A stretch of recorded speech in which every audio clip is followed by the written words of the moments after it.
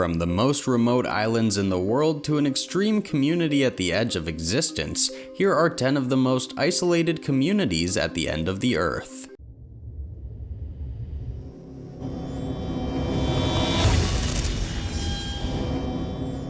Easter Island.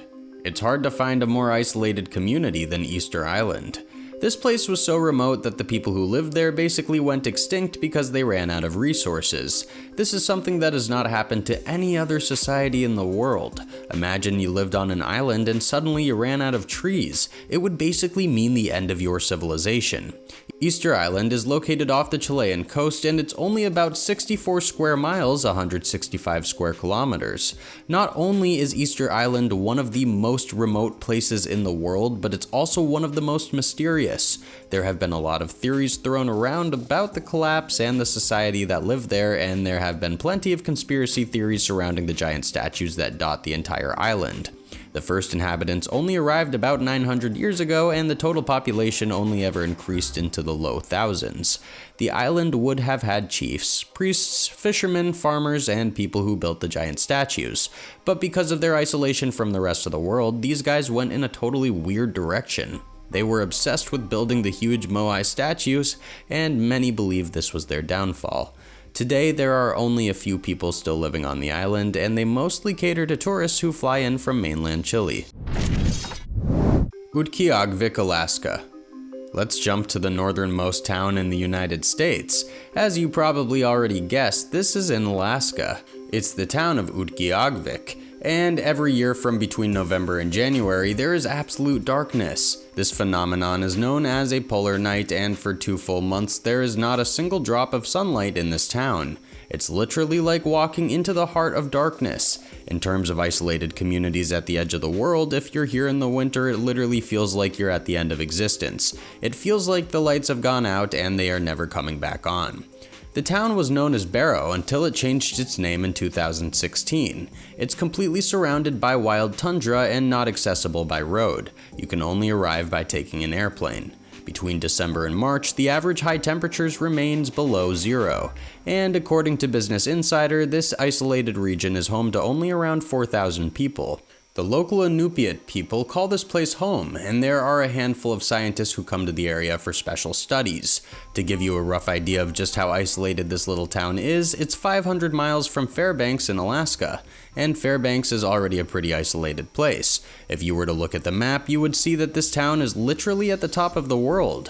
It's located on the northern tip of Alaska. You can't get more northern unless you feel like taking a trip to Canada or Russia, and yes, it is located near the North Pole. But so far, there have been no sightings of Santa Claus. Have you ever visited Alaska? What did you do there? Did you see any crazy wildlife? What about glaciers? Let me know what you did on your trip in the comments below. Also, remember to subscribe if you have not already. There are lots more cool videos being released very soon right here on Talltanic, and you won't want to miss them. Ittoqqortoormiit, Greenland.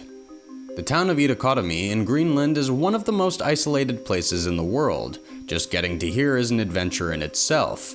The closest neighbor to the city is the largest national park in the world. Other than a few humans that live in the town, this place is mostly populated by birds, polar bears, reindeer, and walrus. The city is located next to the largest and deepest fjord system in the world. Coming here really feels like coming to another realm of existence. It's almost like you're on another planet. Even though this town has a magnificent coastline, it's inaccessible for 9 months out of the year because of sea ice. No ships are able to dock in the town. That means for only 3 months, the town becomes one of the most important destinations for expeditionary vessels, exploring the vast nature and wildlife of northeastern Greenland. The only way the community that lives here can survive is by hunting and fishing, and if you want to have some fun, your only options here are the wilderness. In the spring, when the ice is still thick on the ocean, many of the local people go camping on the ice or partake in dog sledding. Siwa Oasis, Western Desert. The Siwa Oasis is one of the most secluded communities in Africa. It's definitely the most isolated place in Egypt. It's located in the Western Desert, about 30 miles from the Libyan border, and the culture here is completely different from the rest of Egypt. It's nothing but a small oasis town in the middle of the desert. There is a small area with palm trees and pools, and all on the outskirts are sand dunes and desolation. The people who live here have developed their own way of living, their own language, and their own customs. It's one of the last places on Earth where women are pretty much never seen in public. The Siwa Oasis is also one of the best places to go on a desert safari. Just be careful that you don't get lost in the sprawling nothingness. Even though it's not exactly at the end of the world, when you're standing on the top of a sand dune looking out at miles and miles of sand, it definitely feels like you've reached the end of somewhere. Getting to this place is also a huge hassle. You have to take a train for 5 hours from Cairo and then a bus for at least 4 hours through the desert. As you can imagine, before trains and buses, this place was not visited a whole lot. That said, there is an ancient oracle temple in the oasis where it's claimed that Alexander the Great once came asking for advice, though it is little more than a ruin now. Via Las Estrellas, Antarctica. Via Las Estrellas is one of only 2 civilian settlements on the continent of Antarctica. As you can probably guess all on your own, this place is really at the end of the world in every sense of the term. This place has 14 homes, a single banker, 1 post office, a small school with 2 teachers, a church, and a small souvenir shop for the brave tourists who seek out this little town. Via Las Estrellas actually translates from Spanish as Stars Town, most likely because at night there is almost zero light pollution, and so you can see the entire scope of the galaxy overhead.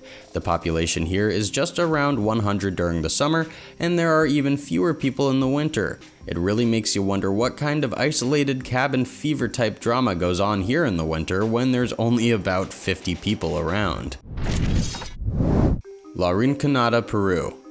La Rinconada is the highest town in the world, completely isolated from the rest of Peru, way up in the Peruvian Andes. According to the New Yorker, this town in southern Peru is home to only about 50,000 people. It sits at an elevation of 16,728 feet, 5,100 meters above sea level. To put that in perspective, it's only about 3,000 feet shorter than the peak of Mount Kilimanjaro in Tanzania. At such an outstanding height, it is the highest town on the planet. It's located about 50 miles, 80 kilometers north of Lake Titicaca, and only 10 miles, 16 kilometers from the Bolivian border. But before you think about taking an adventure to this town, keep in mind many visitors have experienced crippling altitude sickness, which often comes included with headaches, nausea, and shortness of breath, all for free. But if you are particularly susceptible, a bad case of altitude sickness can also leave you dead. But don't be too scared. With a bit of preparation, you can absolutely visit this isolated town at the edge of nowhere. It feels like you're in a city out of a dream, with nothing surrounding you except the glory of the Peruvian Andes and the snow-capped mountain peaks. This town started as a temporary settlement, but from 2001 to 2009, the town population exploded by 230%. This is because the town is literally sitting on a gold mine. The entire town is basically full of gold miners who made the trip up the mountain to try and cash in on some of that gold action. Alert, Canada. The town of Alert in Canada is arguably the most isolated community in the entire world. It's located in the province of Nunavut, and it sits about 500 miles from the nearest community. But the people who live in this remote place are not there for fun, they're typically only there to work. This is because there is a weather and intelligence station located in Alert, and it's home to fewer than 200 people. Most of them are members of the armed forces, or they are civilian contractors. In the summer, there are 24 hours of sunlight in Alert, and in the winter there are 24 hours of darkness. If you're afraid of the cold, this is the last place you want to go. In the coldest months, the temperature drops to about negative 58 degrees Fahrenheit. That's enough to freeze the mustache right off your face. There are even icebergs floating around in the harbor. Plus, there is a single person whose job it is to keep the station safe from polar bear attacks, since they often roam extremely close to where people are working. If you want to witness a polar bear in the wild, this is the right place to do it. If you're wondering what the people here do for fun, the answer is not much. It's not like they have high-speed internet. Most of the people stationed here spend their time playing cards or participating in sports. There's also some pretty great hiking, but you always have to be careful of being eaten by a polar bear. Tórshavn, Faroe Islands. Tórshavn in the Faroe Islands is the smallest capital city in the world. It also has an extremely rich history. First, it was a very popular trading post for the Vikings back around 825 AD. It even housed the Norse government at the time. It's extremely isolated with a population of only around 20,000 people according to Insider magazine.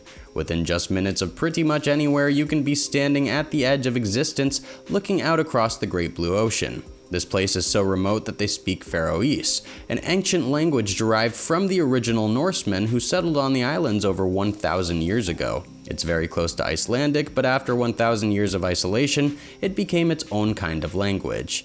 There are even unique horses known as Faroese horses that live on the island. They look pretty much like normal horses, but it's still pretty cool. This is definitely one of the quaintest towns that any person can visit. Tórshavn has wooden houses that date back as far as 400 years ago. While it might not be as close to the edge of the world as Alert in Canada, it's definitely isolated enough that if the world ever ended, this place would probably keep going on as if nothing ever happened.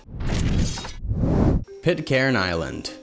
The Faroe Islands are extreme, but Pitcairn Island is about as extreme as it gets. This tiny island only has 50 residents and can only be accessed with a yacht. There are no planes, there are obviously no roads, and there are no big cruise ships that land there.